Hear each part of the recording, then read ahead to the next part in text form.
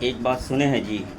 बिहार में तेजस्वी यादव बोला है जो हम चुनाव को बहिष्कार कर सकते हैं। इसका कारण है जो हार का डर सताने लगा है। हार का डर कहाँ सताने लगा है, मैं आपको 10-20 सेकंड में ही समझा दूंगा।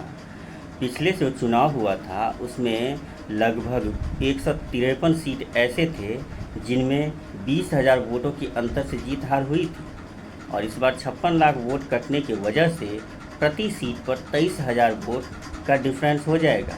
अब ये सोच रहे हैं जो 20,000 की वोट के डिफरेंस में तो मैं 12 सीट से हार गया, तो अगले बार जो चुनाव हुआ था उसमें मात्र 12 सीट भी था और टोटल वोट आरजेडी को यानी महागठबंधन को 12,000 वोट से ही वो पूरी सरकार हारे थे। इस बार 56 लाख यानी 20 लाख लोग मृत पाए गए हैं। इसका मतलब है कि ये लोग मरा हुआ आदमी का भी वोट करता था, तभी कह रहा है कि हम हारने वाले हैं, हम बहिष्कार कर देंगे, हमारे पक्ष में ये वोट नहीं होगा। तो भाई मरा हुआ वोटर किसका है? कम से कम 20 लाख वोटर है, तुम कह रहे हो ओरिजिनल वोटर। ये चीज़ पर देखो।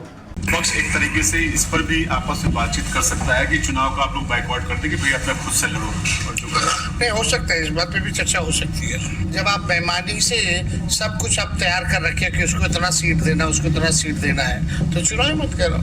जब आप जो है चुनाव ईमानदारी से कराइएगा ही नहीं, जो बीजेपी वोटर लिस्ट देगी आप उसी वोटर लिस्ट पे आप चुनाव कराइएगा, तो चुनाव का क्या मतलब?